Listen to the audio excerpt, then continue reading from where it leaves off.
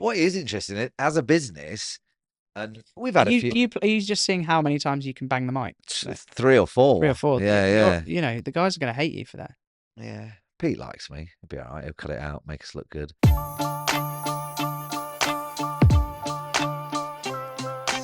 Welcome back to Making Video, your business, and Chris's trainers are still white. Maybe you haven't been home in 3 weeks. It's just I've not worn them because I'm now panic about. It could be like because last time we talked about like my kids standing on them. What is it about your kids? They stand like right near you, and then you stand on your shoes. I'm like, dude, and your dog. why are you standing on my shoes? Got a Yeah, the dog's Velcro not dog. run over them. But yeah. So welcome back to what's Making Video new this Business. week? So yeah, a few years ago, I do. because we've been together Forever. We've been together for a long time, and we're not sick of each other yet, which is weird. Great. Yeah. So a long time ago, you said to me, like, ooh, portrait video, right? That's coming. And you were like, oh, Samsung, they're developing a portrait television. And I was like, that's a bit Back to the Future. And, Yes. 3 weeks ago in London. And then I posted a video in our WhatsApp group for work. 3 weeks ago in London. And I'm sat in a bar in London, central London, watching a portrait football match. Yeah. It was highlights. And yeah. It wasn't that bad. It wasn't a weird viewing experience. If it was in my lounge, it might have been a bit stranger. We were sat at a bench booth and it was there on the wall. So it sort of fit in and it... Because portrait screens are not new, right? So portrait screens aren't new. I'd hazard a guess that, I mean, this sounds high even when I'm going to say it, but 20 to 30% of this entire great country we live in don't even think about turning their phone sideways to watch a video. I think it's more than that. I was going to go higher. But I think it's more than that. I don't think people... If I showed my mum a video and then it just wouldn't enter her mind to turn the phone sideways. Since the advent of smartphone and camera phones, whatever, you're holding your phone like you hold your phone and then you take a picture like you do. Yeah, the thought of turning it sideways to do that is just completely... It just doesn't feel natural. What's great about smartphones, they are very tactile, and they are very intuitive. And you go back to the old Nokia days, and you got the buttons and you're having to text and type 4 times. I miss all the buttons. I preferred just one home button. Yeah. I mean, now there's not even a button, like no button, like the iPhone, in Samsung's, they're smooth, right? They're just one piece of glass. And that's it. And they are very intuitive. And the thing is about portrait is because you're using your phone that way all the time, it makes sense that you press record or you press go on a photo, whatever, in that vein. In order to try and combat that, TikTok sort of virality of the portrait, YouTube, which is historically, the first video platform, online video platform, that's obviously landscape, and they've used YouTube Shorts now to try and combat that.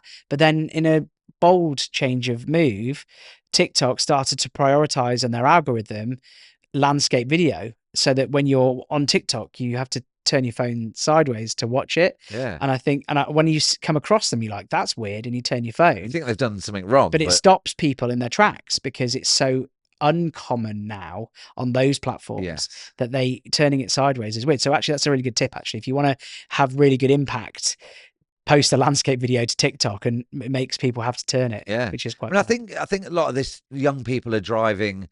What was your question anyway? What was my question? Yeah, because we're not really asked a question. We just started talking about portrait video. Well, no, it was the meteoric rise of portrait use video. Oh, right, okay. Or portrait viewed videos. Yeah. What we're talking about is portrait, as in how you normally hold your phone to make a phone call, and landscape. In the meteoric rise of the portrait video is that. Is it because there's a whole generation of people that have grown up with smartphones and they just, not that they don't know to turn it sideways, but they just don't. The question is, why would they? Like, so why would they? I'd say I'd warrant a guess at the like you said, the percentage of people that don't think to turn it sideways. I think some people only turn their phone sideways to get a wider angle. And that's what they assume with, it's made the screen bigger. I mean, for me, like, I think there's still... everything comes full circle, and we spoke about the fact that square format, is the first was the original format of and photographs from the world wars and stuff, and a lot of them were taking on square format cameras. Square, Don't know how they came I don't know how they came out, but Hasselblad, you know, and obviously Polaroid, they're all square. And you're going back, you know, I mean, the 80s doesn't feel like a long time ago now, but it's like 40 years ago. Quite some time. Oh God, vomit. But the reality is that, you know, things are kind of cyclical in their nature, and portraits having a big boom at the minute. But TikTok sort of saying, "Oh, we're going to let you upload horizontal video or landscape video," is a thing. But I think it's just user friendly. It is user friendly. What also is interesting recently, we did some. I think Square. But going back to it, but if you want a format for everything, I always say Square is Switzerland. Indeed. So because Square fits everything, you can upload Square everywhere. I think short format, like you imagine, go get your phone out, press record. Yeah. Without thinking, you just do it in portrait. Yeah, of course. Like even I do sometimes. I think, oh, actually, turn the video sideways. All the platforms are urging you for this. We want more short content off you, short format content. Yeah. LinkedIn, the last bastion of professional platforms, is now prioritizing 30-second, sub 30-second video content over anything else that's getting uploaded. Any other video content that's getting uploaded. Do you need I don't know why. I do know why, because people are watching that length of content. It's the most popular length of content, sub 30 seconds. Yeah, because it's easy. Bite size. It's doom scrolly as well, though. So are people really taking it I don't think you take in much from a 30-second piece. I think you get a sense of brand, or you can make an almost snap. There's that sort of snap judgment that you make about people or a product, or, you know, they say don't judge a book by its cover. We all do.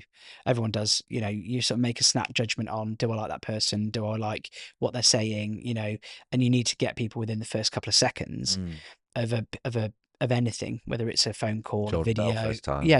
Jordan Belfort, Where the Wolf, you've got like 3 seconds, you know, particularly if you can't see a person. Yes. Although video does allow you to see the person, but you make an almost instant decision. I think that helps, you know, people to get that, but I don't think you get long-term value, which is why you have to I think about it now, because I think about it a lot, this sort of short form stuff. And I think about it like an advert. Okay. So what I think about with short form is if you're going to make short form stuff, you need to either make it so that people see it very, very often, or make loads of it. So a good example of that is McDonald's. Yes. Right. Always got an advert. So you think about television adverts. Okay. Advertising is not new. No. Right. But visual advertising, which is effectively what your video is doing for you. You think about a television advert for Burger King or McDonald's, or it's because it's lunchtime, I'm hungry. Right? Yeah.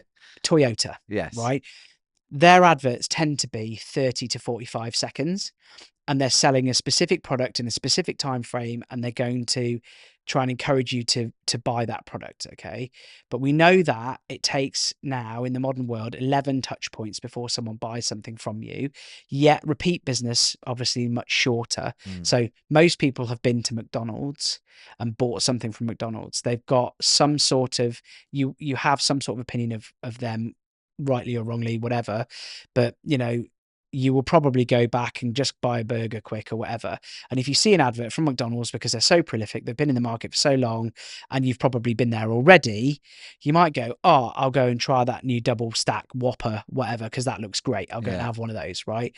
When you're trying to sell something they've not bought before, you need to see it often. And McDonald's will, a bit like radio adverts, that advert will play again and again and again and again. And by the time you've bought that Whopper, knowingly or unknowingly, you've probably seen that advert a dozen times or half a dozen times before you've made a buying decision, because it's planted that seed and it's gone again and again and again and again. Sure. And that's the key for me with the short form video content. It's not so much that there's a right or wrong, it's volume and frequency, because that's the key bit for me. So people are not going to see one 30-second clip from your business and make a positive buying decision as a result of it. It will just fade into noise. We're seeing thousands of bits of advertising daily go past our eyeballs: billboards, banners, TV ads, radio ads, you know, bits of social media, you know, magazines, print, you know, a bus stop, whatever, right? A bus.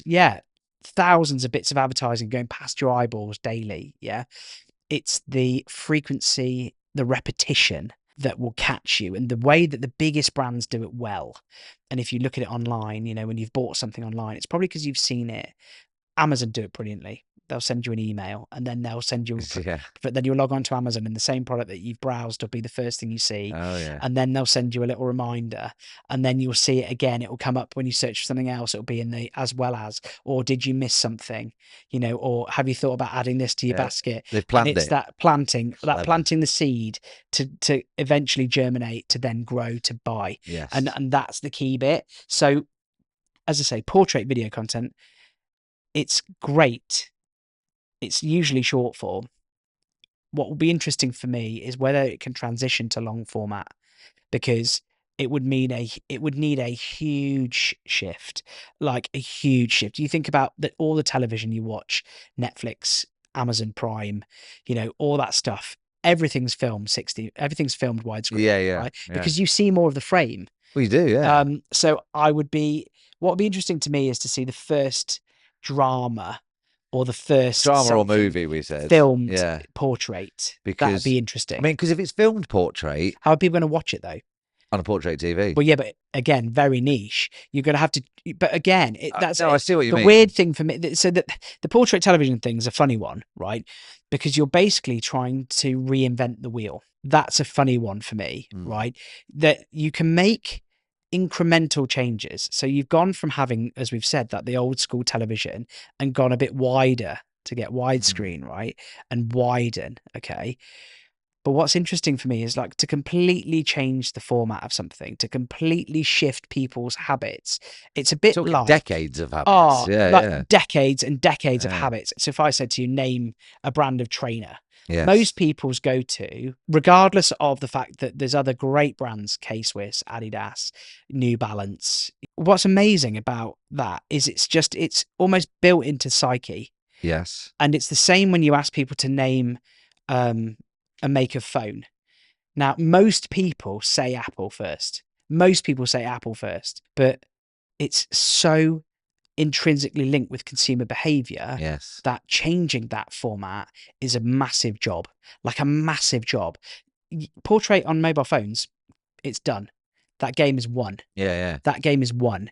But transitioning it to television into people's living rooms, I think is a much bigger task. We talked about planning in a previous episode, but even with your portrait video, portrait content, and your shorter form content, you still need to plan it. Yeah, I've got to plan. Like, I hate seeing videos where someone introduces themselves and they start talking about something, and then because they've only used like a 30-second template on TikTok or whatever, the video cuts out. You still need a beginning, a middle, and an end, and a call to action if you're a business. Remember, like you said before, we're making video for business. This is all business context. Yeah. So there's got to be some rules and regs, processes, procedures that you stick to. And we're telling you now, every video needs a beginning, a middle, and an end. It's just the way stories are told. Humans take in stories way easier than reading and trying to retain information like that. So in short, portrait is still here. It's here. We're not sure how long it'll be around for, but probably another few years at least. I think portrait video for mobile is mobile is forever. But I think the interesting question is, will it transition out of your pocket? As a business, purely as a business, we are starting to receive more and more requests for portrait filmed content. It's coming. There's going to be use cases, but I still think landscape for the win. Yeah. Landscape for the win. Thanks, mate. Thanks for coming on again. It's a pleasure. Thanks for having me.